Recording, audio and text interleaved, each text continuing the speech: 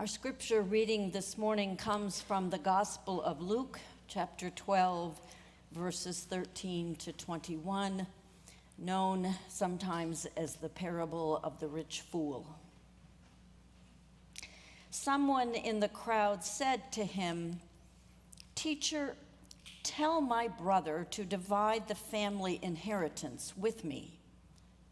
But he said to him, "Friend, who set me to be a judge or arbitrator over you?" And he said to them, "Take care. Be on guard against all kinds of greed, for one's life does not consist in the abundance of one's possessions." Then he told them a parable. The land of a rich man produced abundantly. And he thought to himself, "What should I do? For I have no place to store my crops." Then he said, "I will do this. I will pull down my barns and build larger ones, and there I will store all my grain and all my goods. And I will say to my soul, 'Soul, you have ample goods laid up for many years. Relax, eat, drink, be merry.' But God said to him, 'You fool, this very night your life is being demanded of you. And the things you have prepared, whose will they be? So it is with those who store up treasures for themselves, but are not rich toward God.'" May God bless our hearing of these sacred words.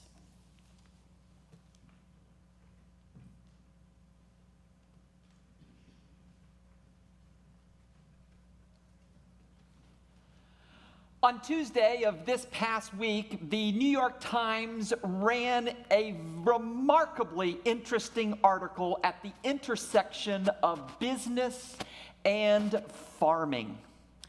The article detailed an initiative by the Mars Corporation, the world's largest confections company, to invest heavily in a new breed of peanut that will be enclosed in yellow packages of peanut M&Ms. The Mars Company has retained a group from the University of Georgia for just under $4 million to crossbreed peanut genes to get just the right flavor of newly bred peanut. And the results have been taste-wise marvelous. The company is very enthusiastic about the taste of this new peanut in yellow packaged M&Ms, but there is a worry that persists. The worry is none other than sustainability. Will we be able to continue to produce this crop of peanuts for years upon years to come? I find it rather interesting that in the year 2025, when we are engineering peanuts, that this worry, this anxiety about farming has resurfaced, for perhaps it's been going on for centuries. The worry of where will future provision come? A worry that relates directly back to the first century parable of the rich fool. You know the story.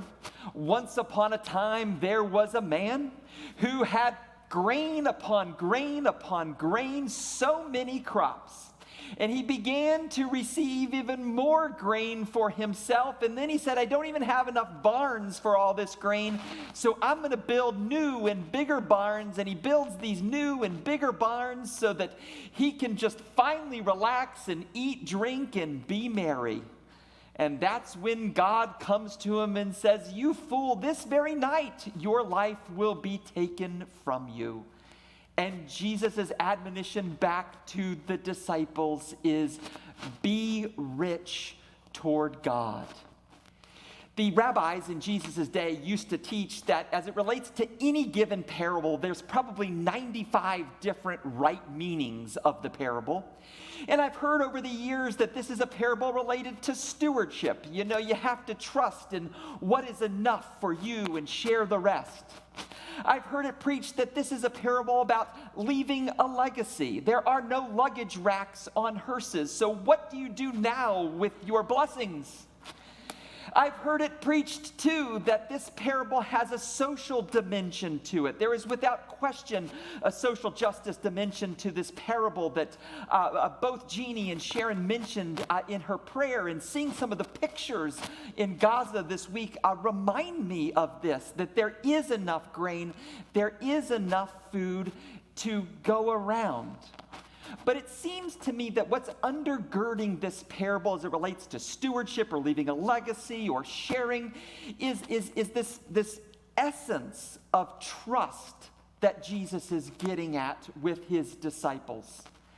That ultimately it is our faithful God in heaven who will provide day after day after day.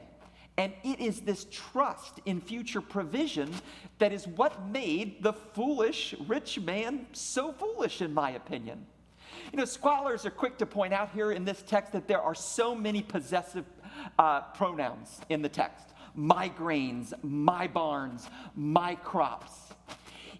It was though the rich fool in this text, he was not a peanut engineer, but he was an engineer, all right. I believe he could believe that on his own, he would need to personally engineer all of the future blessings of his life. If something is going to happen out in the future, then it's going to be because of me engineering it. I'll recall the best definition of worry I've ever read, and it was a definition of worry provided by Mark Twain. He said, worry is when the future of your life is left completely up to you. And that is my sense of what is causing this anxiety amongst the rich fool in the parable. And we get it, do we not? We have so much worry about future provisions of our lives in all areas. For some of us, it's quite literally a worry over the finances that are talked about in this text. Will I have enough? For others of us, it's worry about the doctor's appointment next week for myself or for my loved one. For others of us, it's school starting up. What will the school year be like? Still, for others of us, it's something related to relationships or family. What's it going to be like a week from now? What's it going to be like a month from now, a year from now? Still, for others of us, it's worry over grief. What's going to happen out in the future? What am I going to have to do? What will happen? It's a really, really hard thing to do, to put a little bit more trust and to lean on God for future provision. And yet it is that encouragement that Jesus shared with the disciples. It doesn't mean that we do nothing. It simply means to step forward with a bit more reliance and leaning on God, who provides today, yes, but also off in the future. Or to put it more biblically and theologically, this is an interesting detail of the text that often gets overlooked. I learned this from my introduction to New Testament professor. His name was Douglas Campbell. He says, remember, in the parable, Jesus does not say that the rich fool provided all of the blessings thanks to his very good farming. Rather, the parable says it was the ground or the land of the rich man that provided all of the blessings. In other words, it was the Creator God who off in the future had promised to bless this man, but he couldn't fully see it because he was so wrapped up in thinking that anything off in the future was something that he would have to engineer. One of the very wise modern analogies that I read about this parable over the last few years came from a book that I like very much by Jane Nuff, and it's entitled Thrift Store Saints. And Nuff is the manager of a church-run thrift store. And for those of you who volunteer at the Bargain Box, this might make a lot of sense for you. And in this book, she was talking about how church-run thrift stores have as their number one moral value, if you will, as mission. But she said, often overlooked, there is a 1B of something that thrift stores teach people who volunteer there week after week after week. And it is namely trust. For you do not control your inventory like Target. Rather, thrift stores force you to rely on what you can't engineer and what you can't manufacture. And rote enough, it teaches me that I, as a manager, have to lean a little bit more on God and a little bit less on myself to navigate the unknown future. Or put another way, I recall many years ago being at a women's retreat, and the retreat speaker took on the topic of retirement. And she had a very nuanced interpretation of this text that may be one of the right 95 interpretations of the parable. She was sharing in this seminar in the retreat that when you think about it, this entire parable could be a little bit of a microcosm of the retirement journey for someone's outlook. You know, over the years, you store up so that one day you can eat, drink, and be merry. But she shared back with the group, you know, so much of what I've heard about retirement is there's so much unknown about the future. So much unknown of what am I going to do next year? What am I going to do with this? How am I going to manage that? And she recalled back for the group, you know, the parable really speaks of a more foolish vision, but Jesus is speaking about a vision that is rich toward God, that trusts a bit more in the future of what God is doing day after day after day, off in the future. I'll close with a bit of a personal word about this parable of something that I remember years ago when I was sitting down with a clergy colleague of mine, and he decided to rib me one day with a little bit of a religious poke that was perhaps inspired by the parable of the rich fool, and it did involve grain. I was talking to him about events off in the future, and I said, well, if this happens, then I'm going to do this. But if this scenario happens, then I'm going to go and do this, this, and this. And if I don't have enough to do this, then I'm going to pull from this in order to do this. And I began to walk through all of the blessings that I thought I was going to engineer. And he leaned back in his chair, and his one-liner back to me is, you know, Mark, Heaven's Bakery will be open tomorrow.